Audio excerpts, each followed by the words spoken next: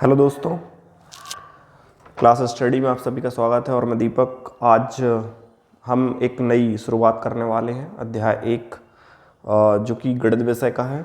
और चूँकि आप सभी की परीक्षाएं अब नज़दीक हैं, उसके कुछ महत्वपूर्ण टॉपिक हैं मेरे पास और उस टॉपिक पर हम चर्चा करेंगे। सबसे पहले जो हमारे वीडियोज़ आपके सामने आएंगे वो ऑब्जेक्टिव को लेकर के आएंगे, जो 1 अंकीय प्रश्न होते हैं उस पर हम चर्चा करेंगे।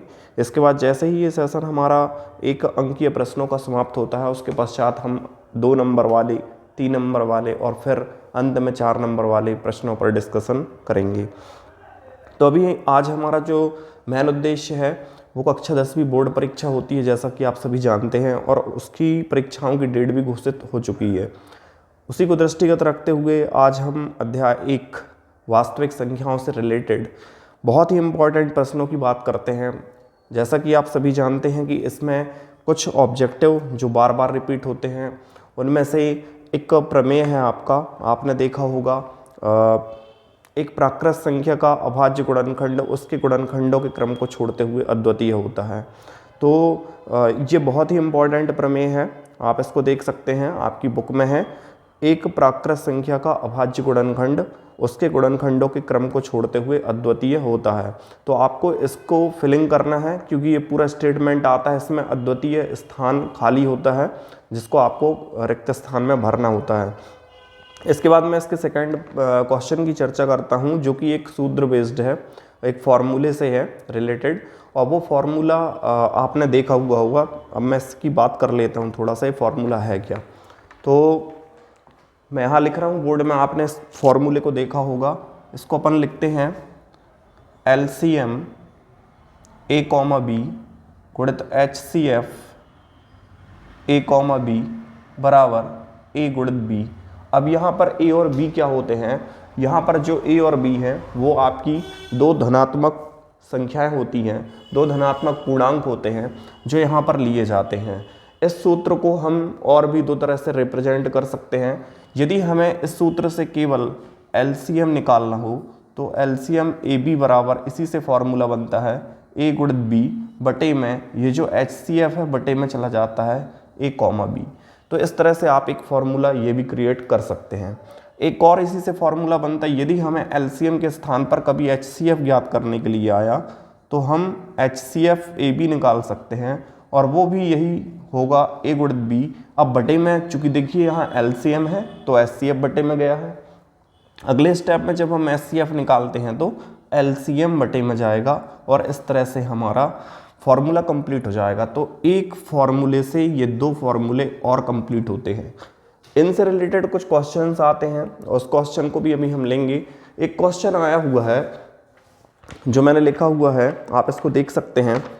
यहाँ पर आपका एक प्रश्न आता है कि A गुणित B की वैल्यू आपके पास है 1000, A गुणित B की वैल्यू है 1000, और LCM A, B आपको दिया हुआ है 200, और आपसे बोलता है कि HCF A, B बराबर क्वेश्चन मार्क, मतलब ज्ञात कीजिए।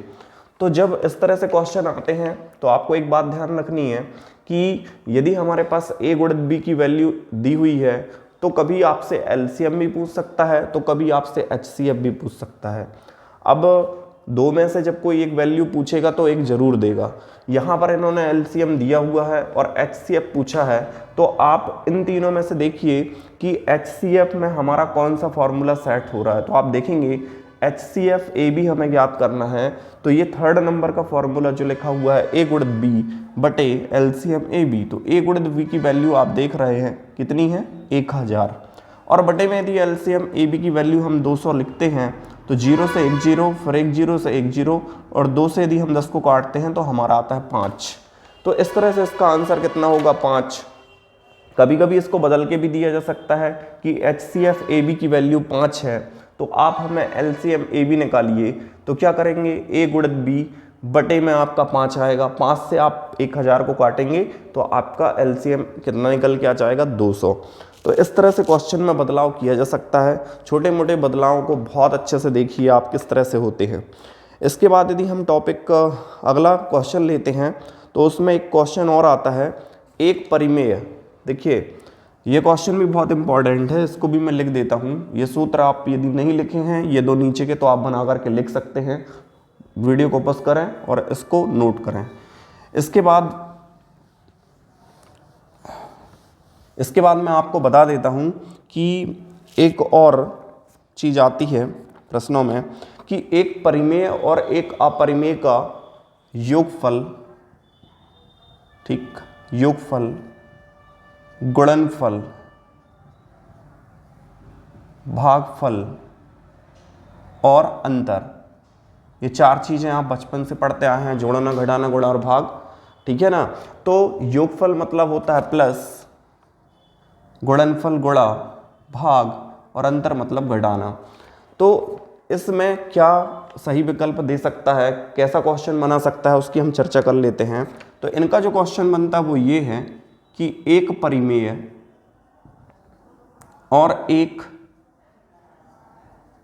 अपरिमेय, यदि हम एक परिमेय संख्या लेते हैं और एक अपरिमेय संख्या लेते हैं तो इनका जोड़ना, ठीक है, जोड़ना, गुणा, भाग और घटाना होता क्या है। तो सिंपली है, जब हम एक परिमेय संख्या लेते हैं, हमें पता है कि 2 भी एक परिमेय संख्या, क्योंकि हम इसे 2/1 के रूप में लिख सकते हैं। और एक अपरिमेय मान लीजिए √2 लेते हैं और इन दोनों को मैं सब्ट्रैक्ट करता हूँ, जोड़ता हूँ, तो हमें मिलती है 2 धन √2।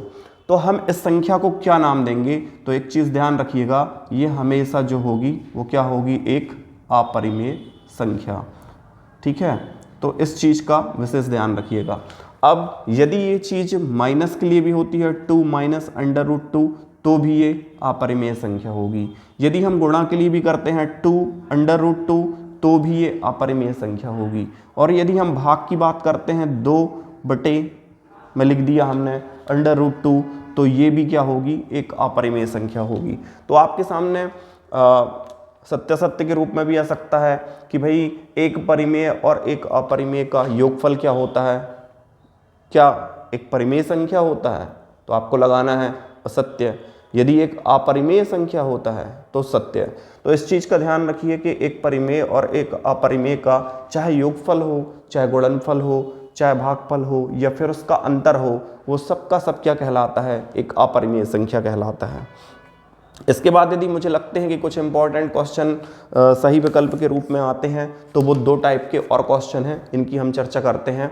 तो उसमें हमारा एक नाम आता है LCM और एक आता है HCF। तो इसकी भी थोड़ी सी चर्चा कर लेते हैं। सभी ने जनरली ऐसे क्वेश्चन किए हुए हैं LCM और HCF का। LCM को अपन बोलते हैं लीस्ट कॉमन मल्टीपल और HCF को बोलते हैं हाईएस्ट, ठीक है, कॉमन फैक्टर। अब ये LCM होता क्या है, LCM को अपन शॉर्ट में लासा भी बोल देते हैं और इसको माँ के बाद बिंदी और सा के महत्तम समावर्तक, ठीक है। तो ये लघुत्तम समावर्त है और ये महत्तम समावर्तक है, इस चीज़ का विशेष ध्यान रखिएगा, थोड़ा सा अंतर होता है। अब बात करते हैं कि भाई ये इनमें और इनमें दोनों में डिफरेंस क्या है। तो छोटे छोटे क्वेश्चन आते हैं, जैसे कि अभी एक क्वेश्चन हम ले लेते हैं LCM का।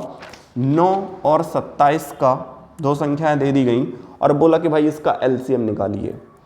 अब LCM निकालने के आपके पास डिफरेंट तरीके हैं, आप इनके अलग अलग गुणनखंड निकाल लेते हैं, आप इनकी एक साथ करके निकाल लेते हैं। एक्चुअल में LCM होता क्या है, तो मैं आपको बता देता हूं कि जब छोटी क्लासेस में रहते हैं तो हम 9 के छोटे छोटे गुणनखंड, जितना हम इसको तोड़ सकते हैं वो तोड़ते हैं उस रूप में। तो हम देखते हैं यहाँ पर कि भाई जो हमारा 9 है उसके गुणनखंड क्या क्या होते हैं और 27 के गुणनखंड क्या क्या होते हैं। तो कुछ लोग 3 तर का 9 इस तरह से तोड़ लेते हैं, कुछ लोग 27 को तोड़ देते हैं, 3 तर का 9 तिया 27। अब क्या होता है कि इन दोनों का LCM निकालने का एक तरीका ये अपनाते हैं, वो दूसरा होता है जो आपको बता दिया जाता है कि भाई एक साथ लघुत्तम है तो एक में आप 9 ले लीजिए, एक में आप 27 और दोनों के गुणनखंड एक साथ निकाल दीजिए। अब इनमें और इनमें थोड़ा सा फर्क है, आंसर दोनों एक ही देंगे, करते कैसे हैं। तो पहले अपन लेते हैं 3, क्योंकि हमें पता है 2 से भाग जाना नहीं है। 3 तर का 9, 3 नाम 27, 3 से करेंगे 3 एकम 3, 3 तर का 9 और यहाँ भी करेंगे 3 एकम 3। अब एक चीज़ देखने को मिल रही है, यहाँ पर हमारा 3 3 3 कितनी बार आया हुआ है, 3 बार आया हुआ है।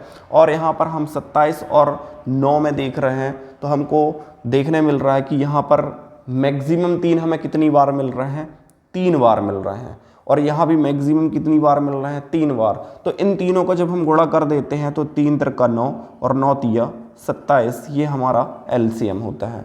अच्छा, यही बात हम HCF के लिए करें इसी में, तब क्या होता है? यहाँ हमने 3 3 3 मैक्सिमम लिए हुए थे, लेकिन जब हमारे पास HCF की बात चलती है, महत्तम समापवर्त की, तो हम यदि 2 हैं, ये 2 संख्याएं हैं, तो 2 के जोड़े बनाने का प्रयास करते हैं। देखिए इसमें एक जोड़ा बन रहा है, इसमें भी एक जोड़ा बन रहा है।